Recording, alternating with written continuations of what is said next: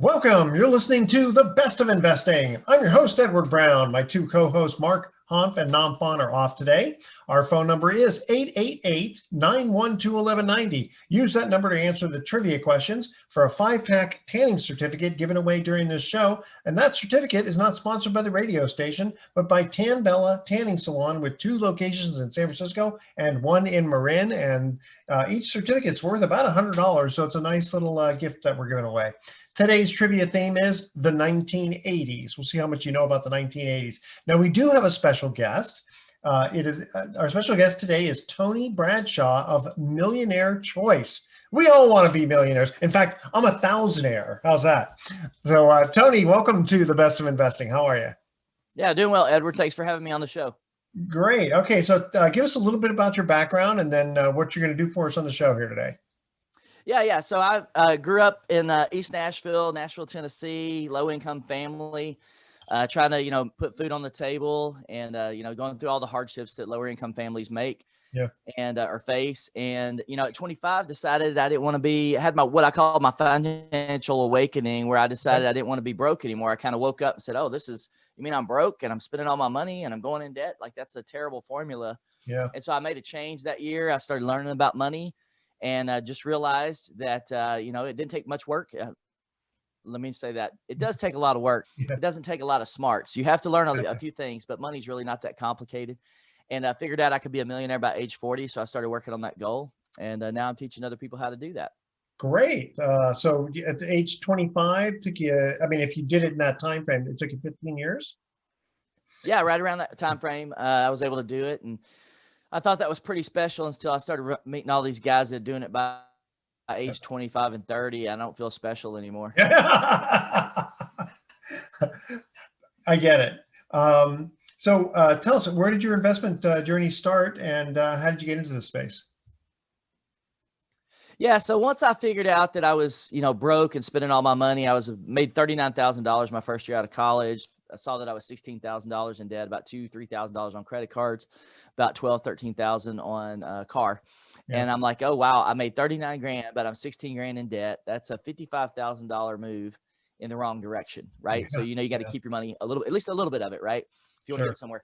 So I came up with a very simple plan once I started studying magazines and, back today we've got the internet and all this media we can pull on, but back then we had books and magazines mostly. Mm-hmm. And that's what I read. I just read everything I could, started learning about it. That's what I had grown up doing is, if I did anything right as a kid, it was kind of shaped my mind into a learning type mind where I was always trying to learn new things. And so I applied that to money. Well, what was your background? Because you went to high school and college? Yeah. So I went off to, my parents did not go to high school. I'm sorry. They went to high school, didn't go to college. My mom did a couple of years, but didn't finish. My dad dropped out of school to support himself when he was like 10th grade, I think. And so, he struggled with a lot of educational type level things. So, but fortunately for me, they helped me go to college. I studied engineering and became a mechanical engineer. So I was doing manufacturing engineering at the time and plant management type stuff, assembly lines and things. Yeah. And so I just retooled my financial plan from spend everything I made and go into debt to, hey, let's not do that. Let's invest about a third of our money. I chose investing at that point. I looked at, one of the main two was buying stocks. And so I bought stocks, individual stocks, mostly tech stocks, because that was what I was learning about at the time. And mutual funds. So I would split my money up there about $1,000 instead of spending it all, put $1,000, $500 into mutual funds, $500 into buying stocks but per month. And then I paid off debt with about $1,000. So I had about $3,000 liquid. And okay. So let me interrupt you for just a second, because the thing is, a lot of that sounds to me, unless you suddenly got a job that paid a lot more, it was more of a mindset of spending less. I mean, you either make more income or spend less. That's the only way to increase your wealth. Yeah. Fortunately, I was living at home with my mom and dad, paying $200 a month in rent and board, and they went easy on me. So I paid them what they wanted. I was willing to pay more. But yeah, it was really just retooling my finances, just going, hey, I'm spending all this money. What happens if I don't eat out every day? What happens if I don't buy the latest, piece of stereo equipment or whatever I can find? And it really was that much of a shift, and live off of $1,000. Pay off debt with $1,000 and then invest $1,000. It was pretty simple. I love what you did. And I love the fact that your parents assisted you in a good way because they helped you up rather than just, bail you out. I mean, you had to pay rent, but it wasn't overwhelming.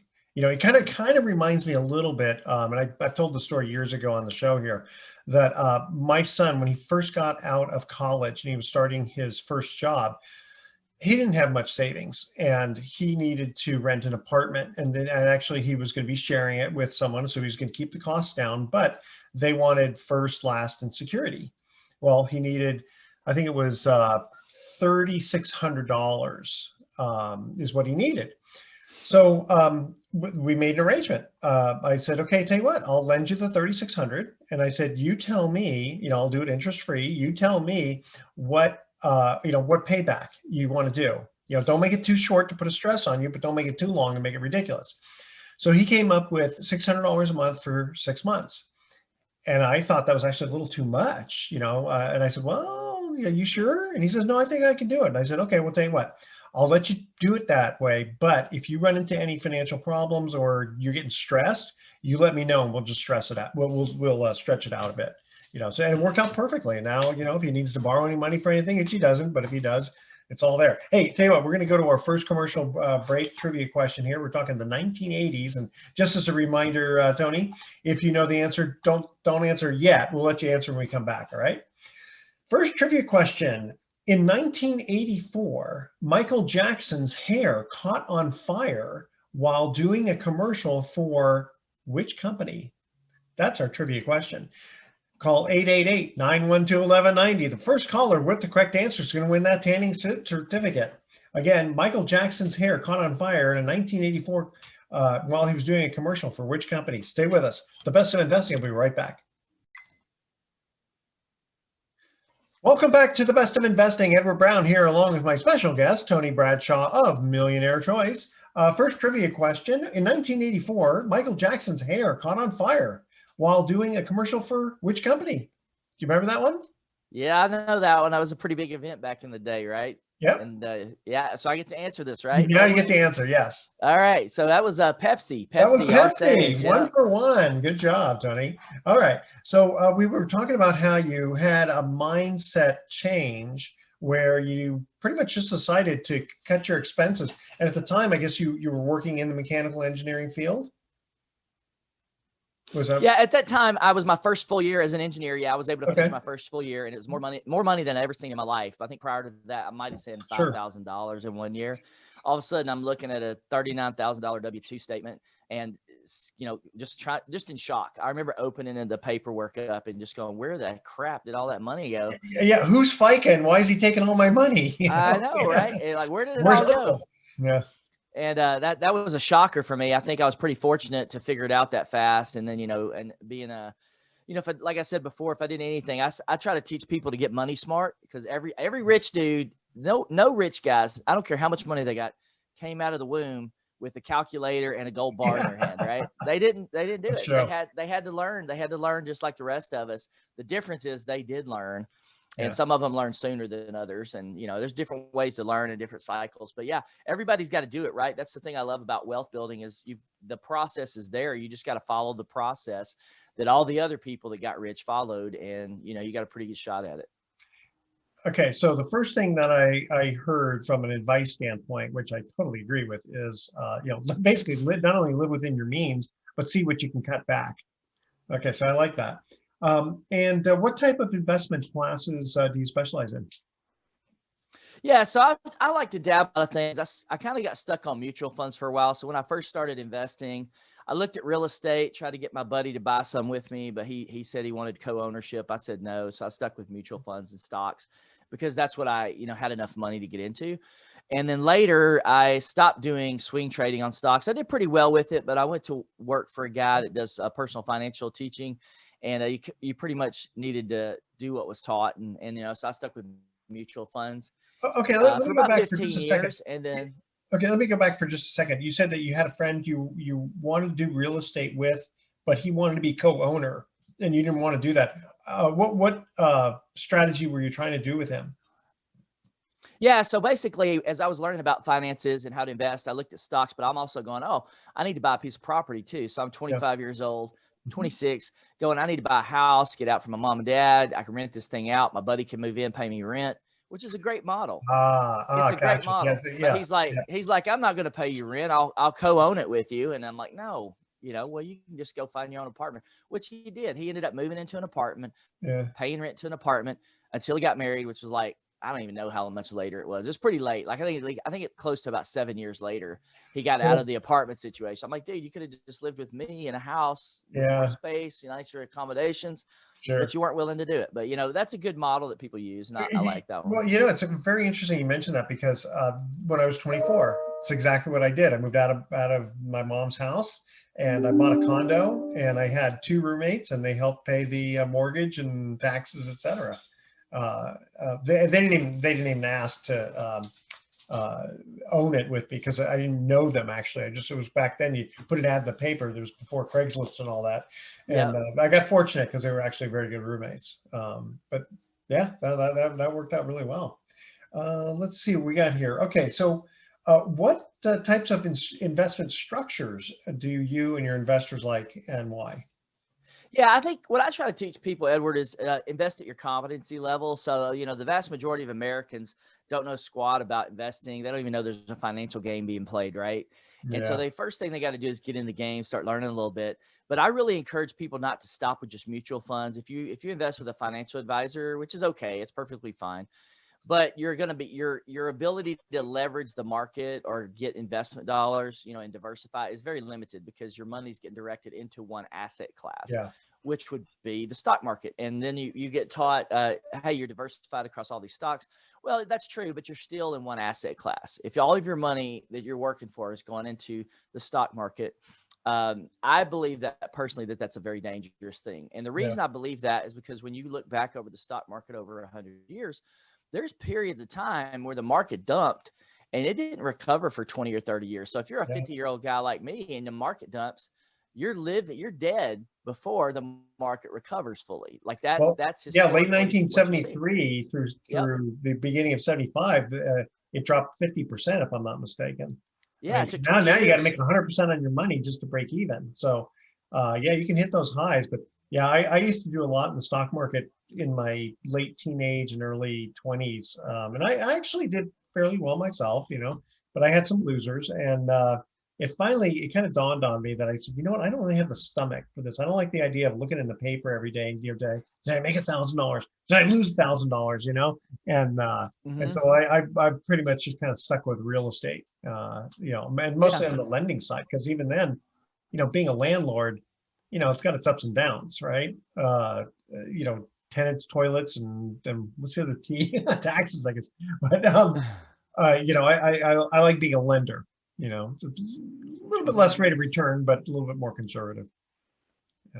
Yeah, and I think that's what you got to do is learn. I try to encourage people to increase their competency level. Another thing I tell people is no one cares more about your money than you. So if you're not going to care about it, if you're not going to study money, don't expect to get good results from your financial advisor. I mean, because you've got to put time into it. That's just the reality. The other thing I tell people, you asked me about asset classes. I do think real estate is okay. You're kind of cutting in. I've gotten more into real estate in the last probably decade. Yeah. Okay. And that was the big one for me. Okay. And I noticed in the back there, and people listening on the radio can't see it, but people who will YouTube this can see in the back, it looks like you've got a book that you wrote, Millionaire Choice. And when we come back from break, I want you to explain about what that is, and then how you're helping others to get financial freedom, as they say. All right, so now we're going to cut to our second trivia question. Again, we're talking the 1980s. In 1985, who made their musical movie debut with The Power of Love? All right, you're nodding your head. You think you know this one too. All right, call 888-912-1190. The first caller with the correct answer is going to win that tanning certificate, again, which is worth over $100, supplied by Tan Bella Tanning Salon with 2 locations in San Francisco and 1 in Marin. Question again is, in 1985, who made their musical movie debut with The Power of Love? And if you notice, I didn't sing it because that might just give it away. All right, stay with us. You are listening to The Best of Investing. Don't touch that dial. We're going to be right back. Welcome back to the Best of Investing. Edward Brown here, along with my special guest, Tony Bradshaw of Millionaire Choice. So our second trivia question on the 1980s was, in 1985, who made their movie debut with The Power of Love? All right, I'll give it a shot. I'm going to go with Huey Lewis, but That is correct. Yeah, The oh, Power of Love. I Yeah. knew. Well, I knew the song Edward, but I did not know he was in a movie. It's So I'll funny. have to go I was watch thinking that. the same thing. Yeah, I figured. I know he sang that song, and "Sports" was the name of the album, I think, and that's where a lot from Back to the Future came. There's a lot of movies, a lot of songs that came from that sports album that went really, like, I don't know if it went platinum or whatever, but it's pretty good. Okay, so now in the background there, you have a book you wrote called Millionaire Choice. Basically, what's in the book? Yeah. So it's got a couple things in it. Mostly it's my life story about how I grew up in a broke family with, water getting cut off, power getting cut off, all those kinds of things. I really want people to understand that people that become millionaires are just like you, and they're just like anybody else. There's nothing special. I didn't grow up in an Ivy League school and get a high level education. I was just an average guy, and coming from an average family, maybe, had hardships and struggles. My mom, I didn't put this in the book, but my mom managed convenience stores and was robbed at gunpoint like 6 different times as a kid. So, but she did what she needed to do to put food on the table. And, that's the sacrifices they made. So they taught me hard work. So I've got in there I call the 10 keys of the millionaire. And those are the 10 keys that I attribute to me being able to build wealth and, break free from that broke lifestyle. The first 2 keys don't have anything to do with money. It's more about how you live your Yeah. It's more of a mind character, key number 1. Yeah. Yep. And then the second one, which is I think one of the most critical one, is maximize your time. That's millionaire key number 2, because we all have the same amount of time. If you want to know why you're broke, it's because you didn't use your time wisely. You didn't learn, you didn't spend the time learning what you needed to learn to break free from that lifestyle and redeem that time. And that's a big one, man. And I think a lot of people make excuses on why people are rich and why other people are broke. And it really, a lot of it comes down to time. And, I've done over 100 episodes on my podcast, interviewing people that had even worse hardships than I did. Yeah. Some that grew up in or spent years in a Chinese concentration camps and then got out of that, 3 years in Chinese concentration camp as a high school student, and then went on to become a millionaire. So think about that. That's crazy hardship. And nothing was handed to us. And that's really the story. The last thing that kind of separates that book out is what I call, once you learn all this knowledge and things, I really do believe that you can predict when you're going to become a millionaire, plus or minus like a year. Yeah. And so I try to help people put together their own millionaire plan, which is what I did when I was 25. I said, you know what? Here's how I'm going to do it. I'm going to be a millionaire by age 40. And then you do it, right? And it doesn't mean you've got it all figured out. It just means you've got some of it figured out and you're moving in the right direction. Yeah. And but I really do believe that. And that's kind of what I see time and time again from people I talk to, is that they get some movement going and they have a goal and a purpose, and they're able to do some pretty incredible things with their money. The thing I really like about it is you're not saying that there's some magic bullet out there. I mean, you're being honest about the fact that it's hard work, or just, that you have to work into it. And hard, it depends. I mean, sometimes you'll catch some breaks.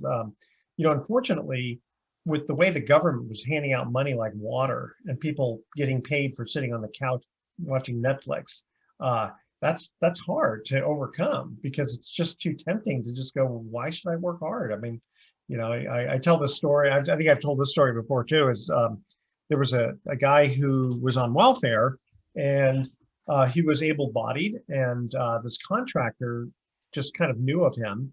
And he said, hey, I'll hire, and this is like 20, 30 years ago. He said, if you can swing a hammer, how about I give you a job and I'll pay you $15 an hour, basically, which was decent wages back then. And the guy says, well, that sounds great. And so he says, okay, great. Meet me here Monday morning at, 8 a.m. and then we'll go to work. 8 a.m., no show. The contractor waits around another half an hour, no show. But he knew where he lived. So he goes over, he looks in the window, and he sees the guy just sitting there watching TV. And he knocks on the window, and he says, hey, he goes, I thought you were going to meet me at 8 a.m. I was going to pay you $15 an hour to start working for me in the contracting field, right?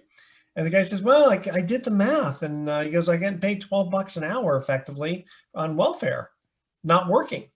whereas with you, I make 15 bucks an hour, but then taxes and hard work, it doesn't pay for me. It doesn't pay, and then here's, so really, it's kind of funny. You look at a guy like that and you say, actually, he's very intelligent.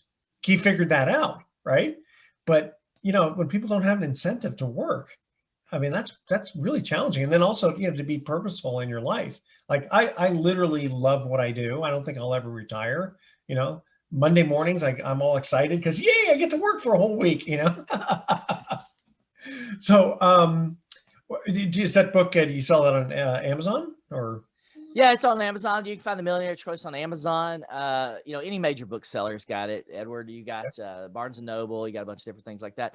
And it really just teaches you the principles. I think sometimes, like you're saying, that mindset, that's one of the first things that has to shift for somebody is their money mindset. And that's what you were describing with the business guy that went to hire the gentleman that decided to sit on the couch. Because, what I find is I coach people, and I hope your listeners will pick this up, is most people do not have the ability to create a vision for their own future that's any different than their current day, the way they live.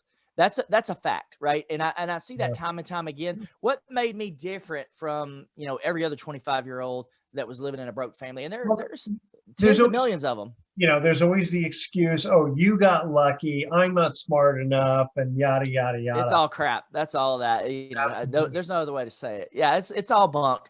And, as soon as I tell somebody I'm a millionaire, that's the first thing they start. I'm like, I know they roll their eyes, and I look at them. I'm like, oh, I know what you're thinking. Let me spell it out for you. And you're all wrong. You're all wrong, 100%.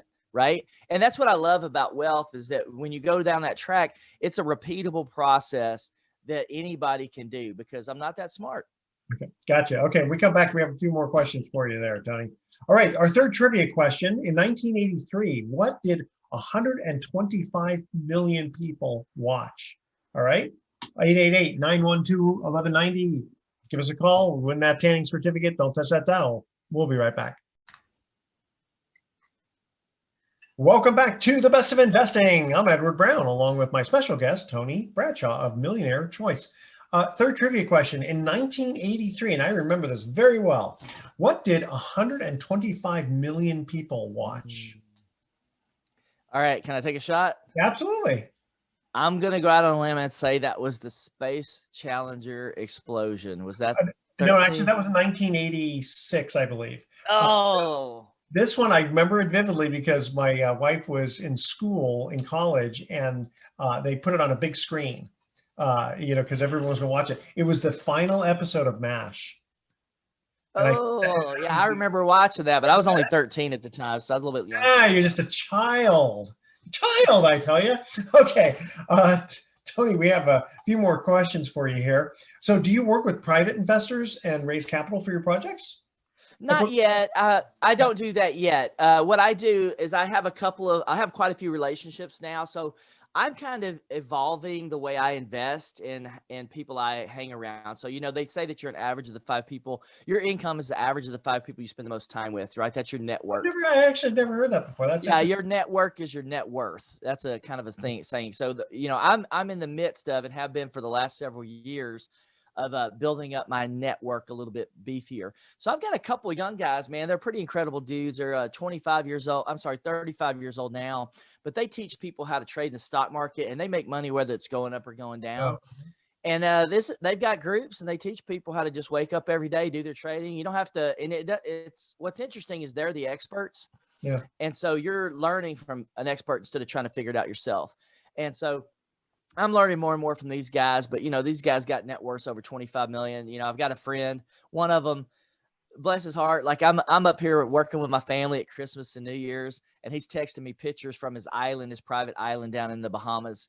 And and he's still there. He's still there. He spends a whole month down there every year, I guess, and just sends me pictures like he's just rubbing it in. How much does it cost to buy a private island in the Bahamas? I've seen a few, maybe 4 million or something, depending on which island you buy or something like that. And I've not been down there, but he hosts events down there.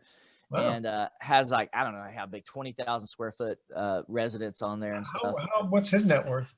I have no idea specifically, but it's more than mine. Yeah, I guess so. Now, in one of the questions here that we had for you, It's something about cryptocurrency. What do you think about cryptocurrency? Yeah, that's a very deep hole to dig and go down. But let me tell you what I think. I think cryptocurrency was engineered by some very specific people for a very specific purpose. And you're going to see crypto is going to replace cash long term. That's what's going to be done. You're going to have a cashless society. Well, the And Bible even predicts about a cashless society. well, yeah, let's go there. Yeah, it's here. This is it, right? So, Yeah. is it an investment or is it not? I think there are other investments you can make, and we could talk about investment strategies all day long. I like playing and dabbling in the cryptocurrency market, but once again, you need to invest with your own competency level. Yeah. If you're not doing well in stocks and you're not doing well in real estate, which are consistently across, when you look, let me say it this way, Edward. Let me put it this way. I like to look at history and go for 3,000, 5,000, 10,000 years, what's really been the backbone of the financial world.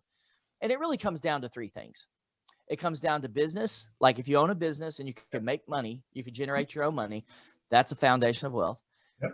Real estate has always been a foundation of wealth. Because everybody needs a place to live. Yeah, or farm, or produce food, or any of that kind of stuff. Yeah. Now, that's a whole nother discussion with what's going on in the world today. And the third one is gold and silver, like commodities, like precious metals. And right now, you see, if you want to read some of this, you can read some stuff by James Rickards. You've got Russia, China, Brazil, a lot of countries right now are putting their currencies back on gold standards. So they've been buying up gold and silver now for, a decade or better. But it hasn't really moved that much, though. Well, that's because it's a suppressed price. So when you've got price manipulation going on in commodities, which happens, that's why it's suppressed. And so there's actually a lawsuit that was filed. I think this year a guy got convicted from JP Morgan Chase Bank for manipulating the silver price. And JP Morgan Chase Bank is so funny because that's what Nelson and Bunky Hunt did back in the late 1970s. They ran up silver up to, I think it was $50 or close to $50. And I don't know if it was illegal what they did, but they kind of cornered the market, so to speak. Yeah. Same thing with like diamonds, Yeah. De Beers, right? It's like, why is this little diamond thing worth as much as, okay, it's pretty to look at, but gee, that's kind of great, And the thing is, gold and silver, the reason that it has been used for currency is it's fairly hard, but it's fairly soft. So it's malleable, and there is only so much of it, and it's easy to carry around. And, otherwise, you can't carry anvils with you as currency. It's a little bit too heavy for that. Well, I think the other thing too, Edwards, is when it comes out of the ground, there's had to be energy put in to pulling it out of the ground. That was a refinement process. So as soon as it comes out and goes into circulation, there's an intrinsic value already fixed to that. Now, fast forward. But it used to be like, they use gold for fillings and stuff like that. And there is still some conducting type stuff. You'd know more than I would. But they have other sources of stuff. The thing is with crypto, though, like which crypto do you like? Because, why don't you and I just start the Tony Bradshaw, Edward Brown cryptocurrency, right? There's a couple of thousand of them out there already? I think it's 15,000 maybe. 15,000. It's like I keep saying it's like the tulips of the 1600s. Yeah. And I think, my cryptocurrency investment strategy, and this is what I told some of the guys I worked with, like, unless you're going to get deep into it, you just stick with the basics. You just stick with the top 5 or top 10. Those top 5 or top 10. I got into crypto 2017. You trade it?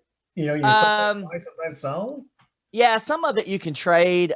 Some of it you want to do. That's the strategy you have. Do you want to do a buy and hold strategy? Do you want to do a swing trade, ride the ups and downs? And the more sophisticated you get, the more you've got to be in it every day, right? The other thing you can do, bot trading. And then the interesting thing about crypto that you can do is you can park it too. So just like you park, your money in a bank, and the bank takes all the interest from you, right? When you park it, they get all the proceeds. Crypto, you can actually park your crypto with certain companies, and they'll pay you a dividend just to hold it. So they'll hold it for you. As long as it doesn't get stolen, like some of these wallets and stuff, Well, or like a corruption, like FTX. Or FTX. And all the. Was it the crypto part of it was just a sideline part, right? Because it was more of a holding place. So they're basically taking people's assets and using them for their purpose.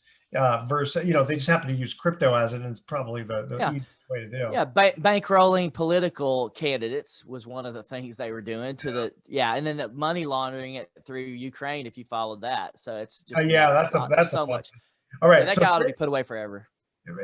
yeah, I agree. Okay, Tony, stay with us. We're going to come back with some closing comments. Audience, don't touch that dial. Best of Investing will be right back. Welcome back to the Best of Investing. Last time for today, I'm Edward Brown, your host, along with my special guest, Tony Bradshaw of Millionaire Choice. Hey, by the way, Tony, we forgot to let people know how to get a hold of you if they have some questions. Yeah, the best way to get in touch with me is to find me on themillionairechoice.com. That's themillionairechoice.com. I actually give away a free coaching session every day, Edward. So if anybody wants to talk to a millionaire, get some insights, get some direction, I'll be glad to do that. You just have to book free life and money mentor session on themillionairechoice.com, and that'll put you on my calendar.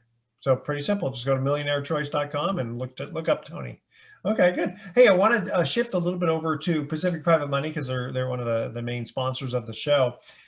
So very interesting that they've been growing like crazy. But a lot of people are thinking, oh no, with real estate dropping in price potentially, and a lot of transactions getting canceled and that sort of thing, the volume going down, like what's going to happen? But the interesting thing is that they don't do as much refinance market.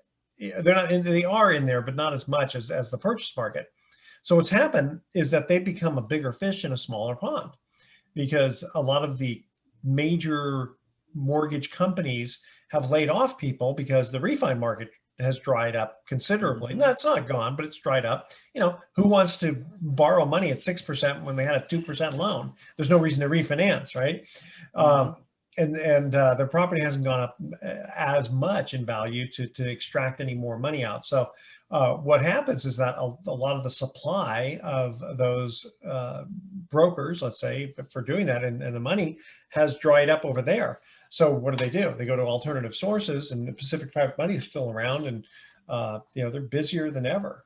They did close to, if not more than, $1 billion last year. And this year, you get a little early. We're just in January, but very, very, very busy. And then from the investor standpoint, you do have to be an accredited investor, which all that really means is you have to have a net worth of $1 million, exclusive of your home, or make $200,000 a year if you're single, $300,000 if you're married. But they have a few different funds, and the main fund that they have right now that they're suggesting that people invest in is called the Freedom Fund. And that one pays 7% if you put 250 in, 8% if you put $500,000 in, and $1 million or more gets you 9%. Best part of it is that there's no lockup period. So all you have to do is give 30 days notice when you want your money back. So, I don't know any other investment where your principal kind of stays the same, right? And it's a great place to just park money until you want to go into crypto or buy another piece of real estate or buy stocks. A lot of people saying, what do I do with my cash until I figure out what I want to do? Well, right now, I think the highest bank rate out there is about 4.5%, which is actually very good compared to what it was a few years ago. But if you can earn 7, 8, or 9% very conservatively, not a bad place to put it. So you can check them out at pacificprivatemoney.com. Let's see, Tony, we have just another minute or so. What do you want to tell the audience? Give them some extra advice in this last minute. Yeah, I'll tell them two things. One, start today. You've got to spend your lifetime getting money smart. We spend 12 years learning math, English, and science in school. If you want to be good with money, you got to think the same way about money. If you want to be a master, you got to spend time learning. And then the other thing is this concept I'm teaching people now, which is, learn to put purpose behind your money. I talk about that. Give your money a purpose. I believe that one of the reasons the world's so jacked up today in so many ways is because the wrong people have all the wealth. And it's because we've abdicated our responsibility and dominion over money, and we need to take it back because there's a lot of people that need our help. That's good. I like that advice. Very good. Very good. Okay, we're going to cut to our thoughts for the day. How does a North Pole carpenter fix something that's broken? He glues it together again. I thought you'd like that. And what did the snowplow guy say when his equipment broke down? Take this job and shovel it. All right, and with that pun, tune in next week to The Best of Investing. We're going to be giving away more free prizes for answering trivia questions. Thanks for listening. On behalf of our team, I'm Edward Brown, wishing you the best of investing. So long.